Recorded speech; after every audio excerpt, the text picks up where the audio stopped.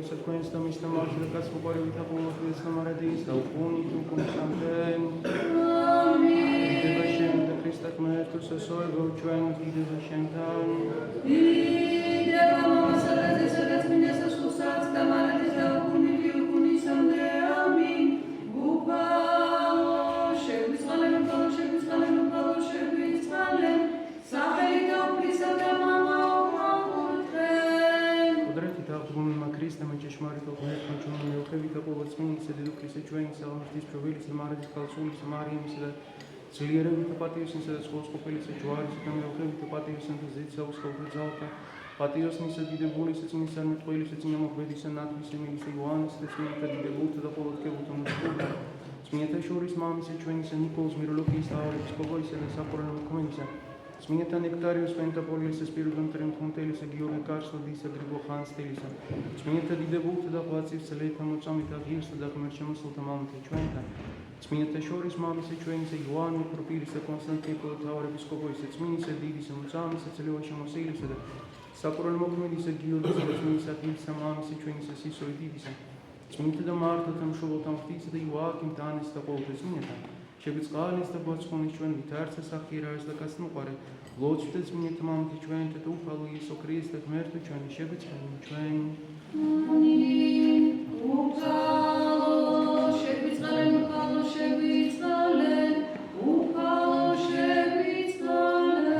სახელით მამისათა და ძისათა სულის ცოტა უნდა სწრაფად წასასვლელი ვარ პროფესორად მაგრამ რაღაცაები მინდა ვთქვათ მოკლედ რა ვიცი დესტები რომ მოხდა პირველ რიგში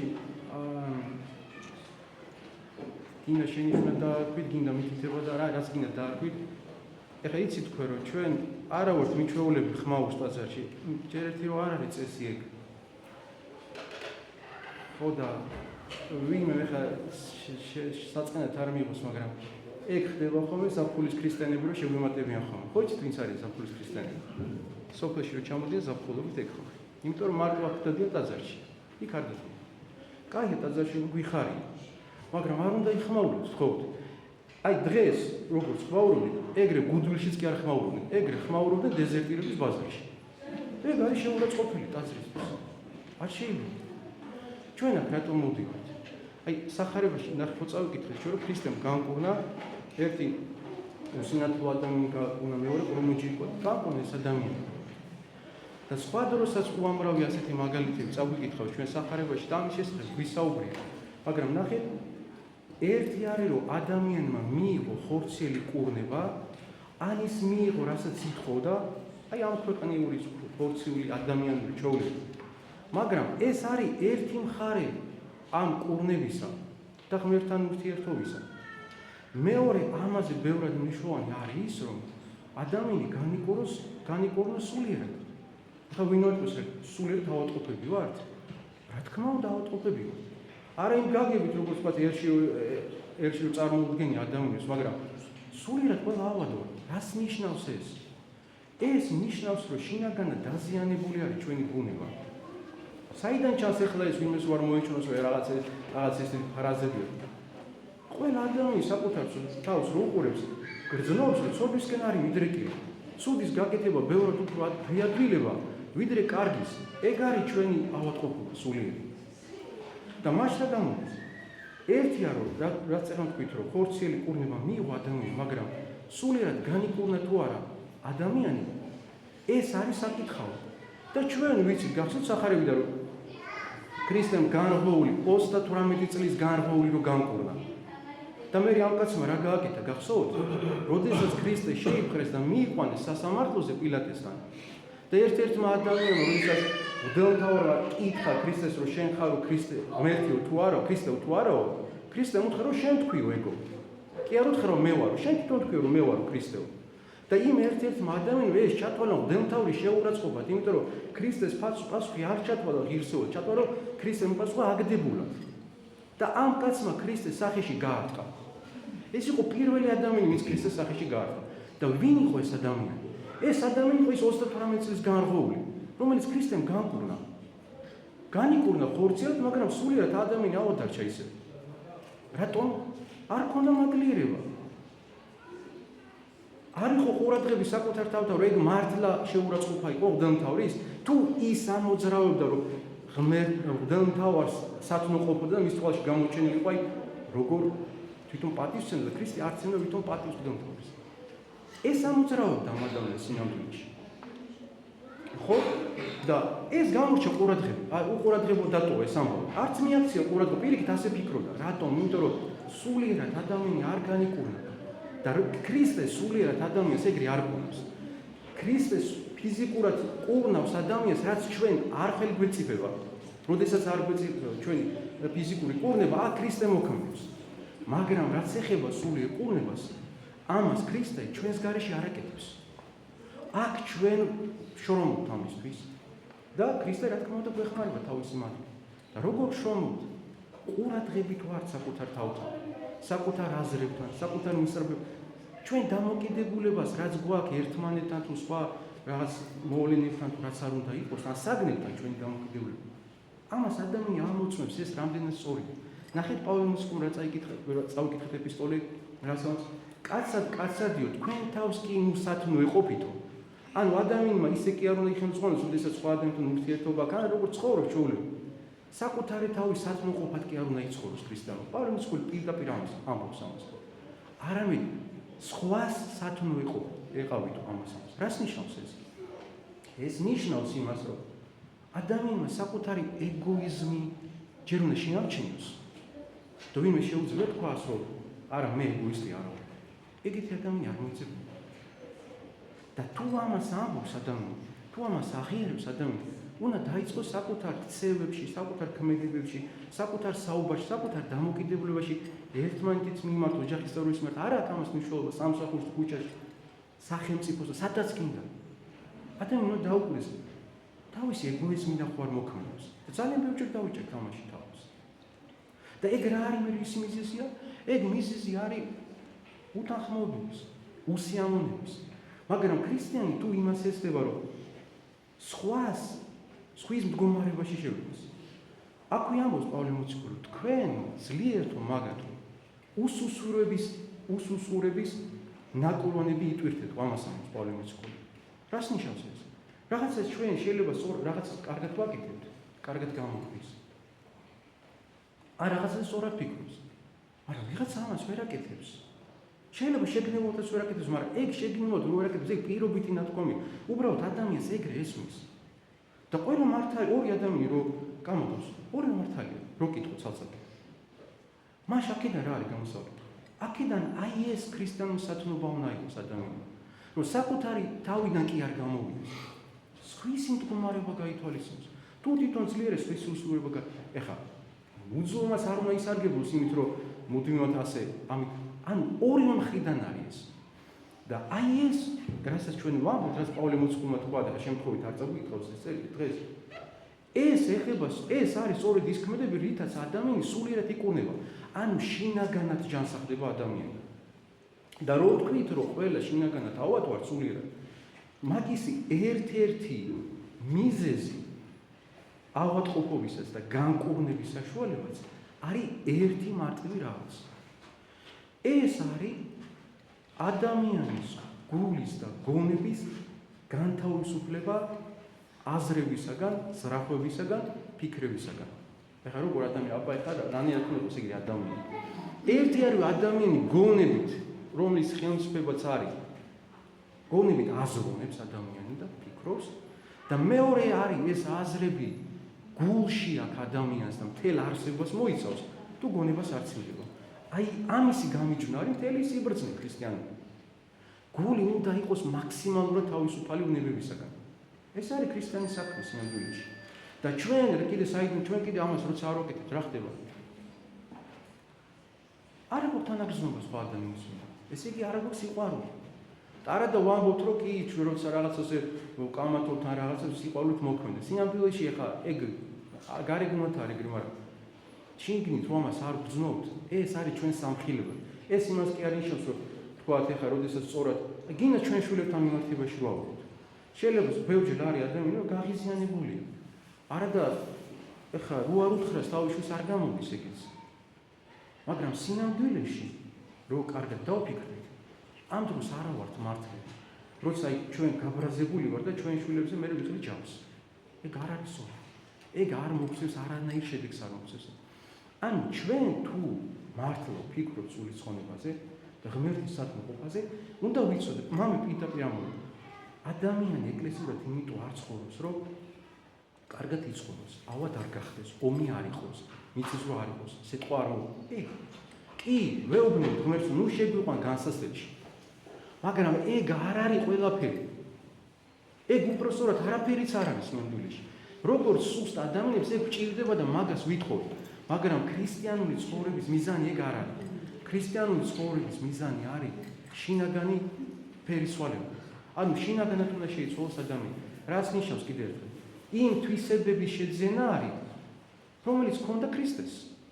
და რა იყო? პირველ რიგში იყო სიყვარული, ეგ იყო თანაგრძნობა, ეგ იყო თავგანწირვა. და სხვა სათნოები, რომელიც ჰქონდა ქრისტეს. ამისთვის მოგვიწოდა ჩვენ ღმერთმა. ამიტომ ეს რო ვიცით, ქრისტიანი არასდროს არ არის კმაყოფილი საკუთარი თავით. იმიტომ რომ ამის გაკეთება ეგ ხო მთელი ცხოვრება ჭირდება ამას. და რასაც აკეთებს ადამიანი ამ ყველაფერში, ღვთის მადლით ხდება თუ რამე ხდება, თორე ჩვენი დამსახურება კი არა. თუ ადამიანი გვიტყვა შემოვარ გვასწავლეთ, თუ ადამიანი სულიერად წარემატა, ამისი ერთადერთი სწორი საზომი არის ის, რომ თვითონ უფრო მეტად სოდვილად უნდა თulides თავს. თუ თვითონ თulis რომ უკეთესი გახდეს, იგი ადამიანი არ არის სულიერ მდგომარეობაში. და მას როგორ შეიძლება ადამიანი თავს იწონებდეს რაღაცა? მას როგორ შეიძლება რომ ქრისტიანი ამ პარტაუნებს თავს იმაღლებს, სხვა ზემოდან უყურებდეს, ასე ესაუბრებოდეს კადნიერად? არა გვაქვს ჩვენ ამის უფლება. ეგ ჩვენ ვაძლევთ ამის უფლებას თავს, მაგრამ სინამდვილეში ამ დროს ასეთი ქმედებით ჩვენ შორს ვაყენებთ ქრისტესთან თავს. და მთავარი არის ეს, რომ სინდაბლით, უბრალოებით და სინამდვილით უნდა იცხოვროს ადამიანი.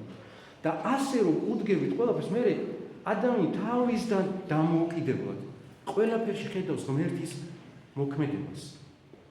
და ადამიანს უჩნდება განცდა სწორი და სამართლიანი, რომ ღვთის ხელში ადამიანი სინამდვილეში.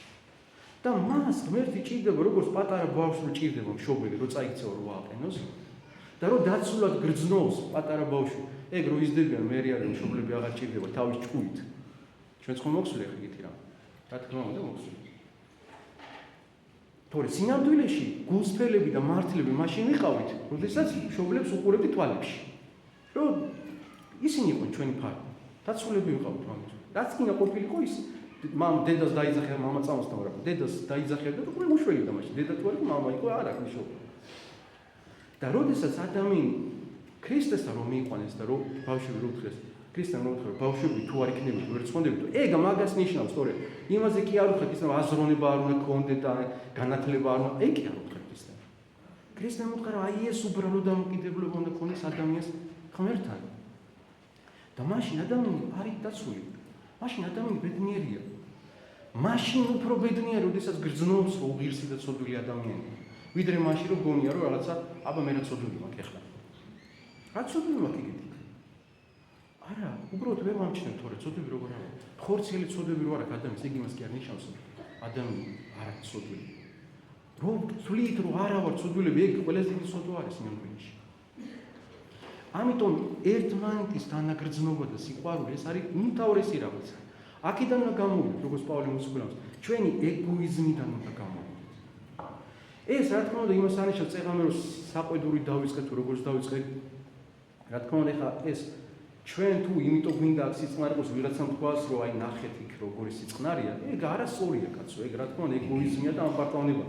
მანდიდან შორს უნდა იყოს ადამიანი თუ რაღაც ყველა რაღაცა გაერევა, აბა როგორ არის ხა ეგ ბოროტს ეგ უნდა. მაგრამ ჩვენ უნდა ვიყოთ ყურადღებით. იმიტომ გვინდა რომ წესრიგი იყოს, რომ ღმერთი შეურაცხყოფელები არ გამოჩნდეს. იმიტომ კი არა რაღაცა ვიღაცა ათიანს დაუწევს, ან არ დაუწევს. არა. და ჩვენი ქრისტიანული ცხოვრებაც ეგრეა. სინამდვილეში ღმერთის სათნოყოფა არის მთავარი საქმე და როდესაც ადამიანი ასე ფიქრობს, როდესაც არავინ არ არის, მაშინაც ქრისტიანად იქცევა. იმიტომ არავინ არ არის, მაგრამ ქრისტე ხო არის. ხალხში ყველანი კულტურული და ესეთი მოწესრიგებული ხალხი ვარ. შედარებით ვიდრე იმისგან მარტო რო ადამიანი შეიძლება რაღაცა უფრო მეტი თავისუფლების ის მიცეს თავს რა თქმა უნდა შეიძლება, მაგრამ ზღვარი ყველგან არის. და ეს შინაგანი აღზრველი, როდესაც სწორად მუშაობს ადამიანის სინდისი, ეს მერე განსაზღვრავს მთელ ადამიანის ცხოვრებას. და სინამდვილეში ქრისტიანობა და მართლმადიდებლობა ეს არ არის რელიგია. ეს არის ცხოვრების წესი.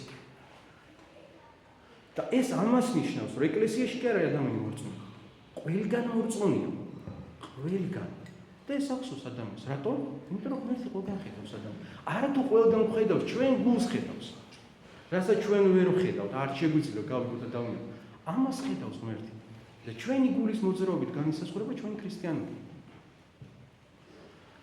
იმიტომ რომ თუ გარეგნულად თანაუგრძნობს სხვა ადამიანს, მაგრამ შინაგანად ვიტყუებით, ეს მაინც გამოჩნდება.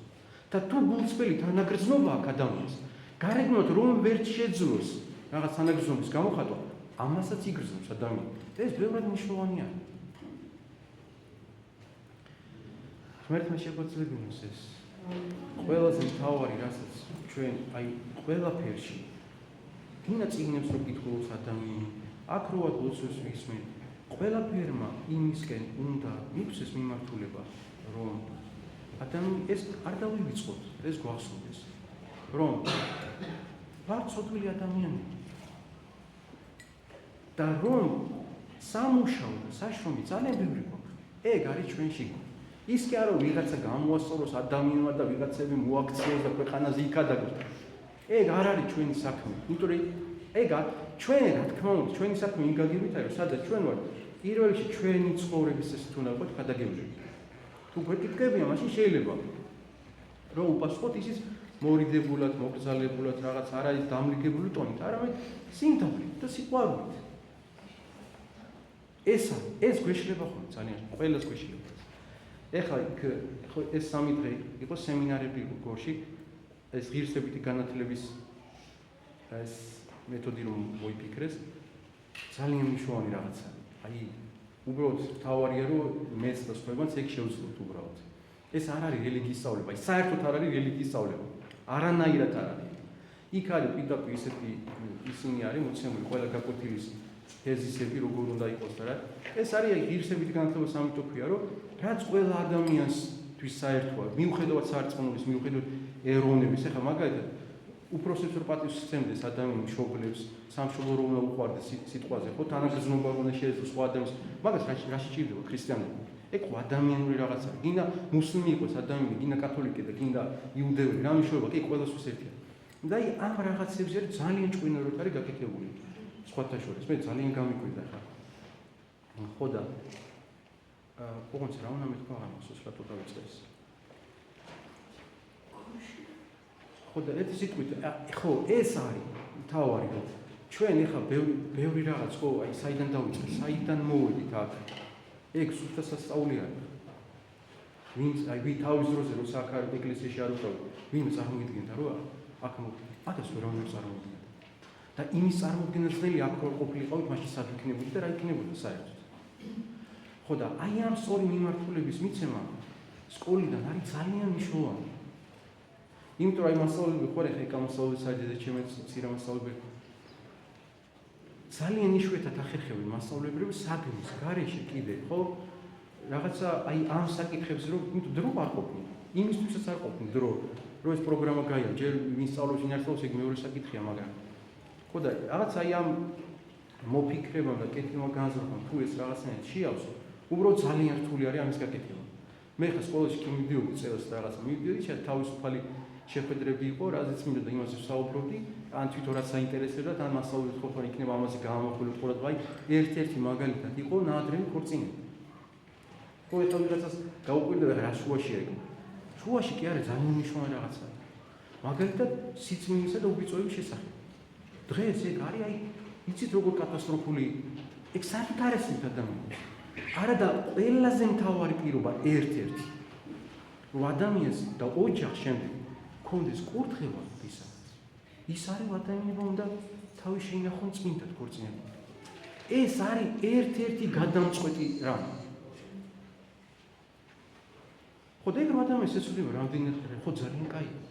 კი, რა თქმა უნდა გაუჭირეთ, იმიტომ რომ სხვანაირად არის დღეს დამოკიდებულ აზროვნება, მაგრამ არ აუშავს. ეგ არაფერია. ჩვენ რო ისიც რომ ჩვენ შვილებს სწორი რაღაც იცოდინებათ, ეგ დაეხმარება. თან ეს რა ფორმი და როგორ უშუალოდ ამ საკითხზე კი არა, მაინც ამის სიცოცხლის სხვა დანარჩენსაც. და ხო გავსვათ ადრეოთ ვიჩვენა, ადამიანმა რო გაიგოს აი ქრისტიანობა როგორ არის და ღვთისმოში სწორი რაღაც დამოკიდებულება. ერულად როგორც უყურებენ იმ რაღაცას. მაგის საწინააღმდეგო შეაბრუნებენ და ქრისტიანობა ეგ არის სწორი. ძალიან დიდ შემთხვევაში ეგრე არის. რატომ? იმიტომ რომ დავუშვებთ ღმერთს. ჩვენი აზროვნება სხვაგან წავიდა თორე. ცოტა ხნის წინ აი ჩვენ ბავშვობაზე ჩვენ მშობლების საერთოდ ახალ ვსაუბრობთ. მათ ქრისტიანის შესახებ შეიძლება არაფერი არ ცნეს, წმენა არ ქონდათ თორე. ცხოვრების ეს აზროვნება ბევრად მეტად ქრისტიანები იყვნენ, ვიდრე დღეს ჩვენ მორწმუნე ადამიანები. ეგ ხო ჩვეულებრივი რეალობა არის. ამიტომ ისევ იქნება დაუბრუნდეთ, ეს არის მიზანი ამ ყველაფრისა და ნახოთ რა გამოვაკეთე ამაგან. თუ მოინდომებთ რა ვიცი ღმერთი შეგვეწო, მე ისე მეცნიერება მაგრამ რაღაცებს გაგიქნება, აი ვერცა ჯერ სკოლაში რომ მიდევ, ხო თავისუფალი ვიყავ. იქ ახლა რაღაცა იქიდან არ უნდა გადაუხრო რაც იქა, რატომ? იმიტომ რომ ეხლა ხო იცი ახლა რაღაც არაფერს არ უნდა გაუსვა ხაზი, არც მართლმადიდებლობას, არც ამას არ უნდა გააკეთო, რომ იქ ეხლა მაგალითად მე სადაც გავწევში ერთი ორი ბავშვი 100 იყო საერთოდ. მაგრამ მოდიოდნენ. ხო რომ ვიღაცას რაღაცა შეიძლება არის სწორად გაიგოს, რაღაცა ვარ დარჩეს, რაღაც შეურაცხყოფილი რაღაცა, ეს ყველაფერი უნდა გაიგოსოდა. მიუხედავად ამისა, სკოლაში რომ მიდიოდი, აი საღამოდან ვიწყებდი ნერვიულობას. ოღონდ გადაჭარბების გარეშე. სანამ იქ მივდოდი გზაში, თბილისთან თუნდაც, მთელი გზა ვფიქრობდი, როგორ ანაირად ყველაფერი რაზე. მაგრამ იქიდან რომ მოვდიოდი, ძალიან ბედნიერი ვიყავდი. იმიტომ რომ ხედავდი, რომ რაღაცნაირად აინტერესებდა და თვითონაც უხარო. თან ეგ წარმოვიდგინე 7 გაკვეთილის მერე 3.5 დაახლოებით და კიდე რჩებოდი ბავშვებთან. არ არის პატარა საქმე ეგ. მაგრამ ღმერთი ხო არავის არაფერს არ უკარგავს. ერთ ჩიქა წყალს რო უკარგავს, ღმერთი წუარას რომ მიასწრის ადამიანი. იმ მონდომებასაც თუნდაც იმ ბავშვების მხრიდან, თუნდაც მშობლების მხრიდან რომ მშობლებს უფრო მეტად უხარდათ მასწავლებლებს კიდე. ეგ იყო კიდე ერთი საოცრება. ღმერთი შეგვეციოს და ღმერთმა შეგვეცლებინოს, რომ სწორი ქრისტეს ყოფა კონდეს და სწორად შევსრულოთ ცხოვრება. რა თქმა უნდა, შეცდომები მოგდის, კიდევაც მოგვივა, უამრავი მოგვივა, მაგრამ აქედან გამოსავლიც ვიცით რაც არის. ადამიანმა თავი არ უნდა გაიმართოს. უნდა შენდობა ითხოვს ადამიანს. მამები ამბობენ, რომ სადაც ეგ სიტყვა არ ითქმის, არ ისმის, შემიძლია, ანუ მაპატიმი. იქ არათუ ქრისტიანობა არ არის. იქ საერთოდ ადამიანობაც კი არ არის. ხო დაბა ეხლა ჩვენ რო დავუყვეთ რამდენჯერ მომთხოვნი ამ სიტყვას. თუ სოლმა შენიშნა მოგცა, მართლები ვართ, მაგას როგორ მიიღებს ეხლა კაცო, როგორ ეხლა მართალი ხარ შენ. მშობლებმა თუ შენიშნა მოგცეს, მაშინაც ბრაზდები. ხო და შვილებმა თუ რაღაც არასწორად მოიქცენ, არ უნდა მოიქცენ რა თქმა უნდა, მაგრამ მაგდროს ხო ბრაზდები და ბრაზდები. და მაშინ სადღავართ ქრისტიან ეკლესიაში მარტო კაცო? ეგრეა საქმე. აი ეს მაგალითები იმიტომ მოყვარს სხვათა შორის იმასაც უნდა ვიფიქროთ, ისიც უნდა ვიფიქროთ, რომ თუნდაც რომ ვიღაცა, თუნდაც რომ ჩვენი შვილები რო გულსკენენ, თუნდაც რომ თქვათ ვინმე უსამართლოდ მოგვექცა, ხე ოჯახში არის პროექტი თუ რაღაცა არის ესეთი. და უნდა დაფიქროთ, რატო ხდება ახლა. ჩვენს ასიკეთოთ ხდება ეგ. ჩვენც რაღაცა გვაქვს შესაძლებელი აუცილებლად. ყოველ შემთხვევაში თუ მართლები ვართ, თუ მართლა დაუშვათ. აი რო გააბრაზდით, მაგაში ხომაც არა ვართ მართლები. რო გვეწყინა, არც მაგაში არა ვართ მართლები. და ეგ ყველაფერი არის იმისთვის, რომ ადამიანმა თავი დაინდავლოს. უფრო მეტი სიმდაბლე და სიმამულით იცხოვროს, უფრო ყურადღებით ილოცოს. თავისი უღლისების განცდა არ დაავიწყოს ადამიანს. და ღმერთი მაგიტომ ეცვა ჯვარს. ჩვენ საცხონებლად ეცვა ჯვარს. და თანაც ღმერთი არ არჩევს არავის. ჩვენ ადამიანები ვართ. მაგრამ ქრისტეც იყო ადამიანი, მაგრამ უცოდელი ადამიანი იყო, ამიტომ არავის არ არჩევდა. არც ეროვნების მიხედვით არ არჩევდა, არც კანის ფერით არ, არც ცოდვების მიხედვით არ არჩევდა. საიდან ჩანს ეგ? როგორი წმინდანები არიან ქრისტეს ეკლესიაში? ზოგი ავაზაკი იყო, ზოგი მეძვერე იყო, ზოგი მოსე შავი საერთოდ ზანგი იყო. ეთიოპელი იყო. ზანგი მე მგონი ცუდი სიტყვა თქვა, არ უნდა მithქო, მაგრამ არა უშუალოდ. ამ სემინარებზე გვეუბნეოდნენ, რომ რაღაცას რო ყვებიო, თუო გვარს სახელსო დაასახელებო ბავშვისო. ან ნებისმიერ ადგილას, ან გაკვეთის, ან სხვაგან 50,000 ლარი არის ჯარიმა. ხო ხოდა კაცო რა ვიცი მარტო ჩვენზე არის ჯარი მაგრამ ერთმანეთს ასახელები კი რა ხდება საერთოდ ქვეყანაზე ხო? ხოდა თვითონ და თან ეს ტრენერები ამბობენ რომ მასწავლებლების იმასაც ვატარებთ ჩვენ აი ვაკანსიები რო ჩდება მასწავლებლების რა ქვია შემოწმება თუ რა ვიცი როგორ დავუყარე ვერ ვფიქრობ კარგი. ხოდა იქო სპეციალურად ვეკითხებოდი თუ მასწავლებლებს რომ აი თქვენ სკოლაში რამე ისეთი თუ მომხდარა ამ ინციდენტი კი როგორ არაო აი რთული ბავშვი თუ იყო თქვენ კლასში კი როგორ არა კი და რა იყო მაგ ბავშვს აი ხა იტყოდა და რაღაცას მათი რა გვარი იყო გახსოვთ კი როგორ არა კაცო პეტრიაშვილი იყო სიტყვაზე ხოდა არაფერს არ ვეუბნებოდი იმას არ მივიღებდი სამსახურში ხო რა ვიცი ხა ალბათ გაიცარი მაგრამ რატომ მაგას ხა ეს პიროვითად თქვით ეს რაც თქვით ეს რო თქვი ხა ზანგი რო მაგაზე გამახსენდეს ამიტომ ქრისტე რადგანაც არავის არ არჩევს და ყველასთვის მოვიდა ქრისტე ჩვენს არ უნდა ვიყოთ ასე იმიტომ თქვი თავიდან რომ ეგოიზმიდან არ უნდა გამოვიდეთ რომ ჩვენ რო გონია რომ ადამიანია ხა რაღაცა დღეს რამე ცოდვებში ან კიდე არასდროს ცხოვრობ ვინც ის ფალის ადამიანს ასიზავს არა სიწმინდის მიაღწევ რა სინამდვილეს აჩვენა პეტრე მოციქულმა ქრისტე რო გაცა სამჯერ ერთ დღეში ეხა იქ ვის ხედავდა ყველა ეთქოდა ეს ვინ ყოფილა ეს მოღალატე ეს გუშინ პეტრეს ქრისტეს ეფიცებოდა რომ ყველამ რომ იგატოვოს მეო შენ გულისთვის თავს მოვიკლავ თუ 20 სამჯერ ვარ მაგრამ ნახეთ რა სინამდვილე ქონდა პეტრეს თელი ცხოვრება მამის ყიულის რომ გაიგებდა ტიროდა გან არაპატია ქრისტემის სოდო აპატია მაგრამ მას ეს არ ავიწყდებოდა რატომ ჭირდებოდა იმისთვის ჭირდებოდა რომ სინამდვილე ქონოდა მას თორე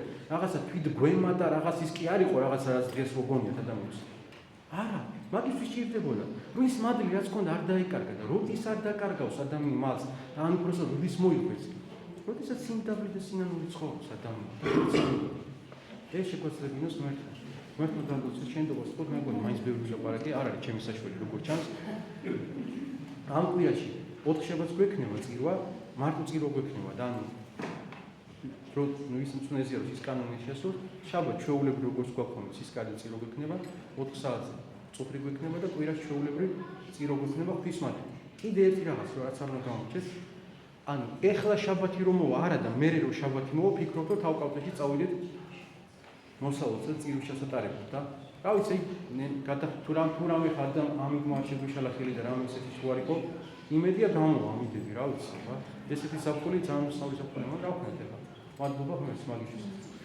ხო და თქვენს გადახედეთ ძალებს ფეხით მოგვიწევს წასვლა დიდი ალბათობით იმიტომ რომ ბოტისიდან გზა საერთოდ აღარ ყოფილა კლდე ჩამოშლა იმდენი რომ ნუ იმას არ ვიცი ვინმე თუ გააკეთებს საერთოდ ბიტგორიდან კიდე რა ვიცი შეიძლება ერთი მანქანა წავიდეს გიორგის თუ ეცლება ან ნახავთ იმის რომ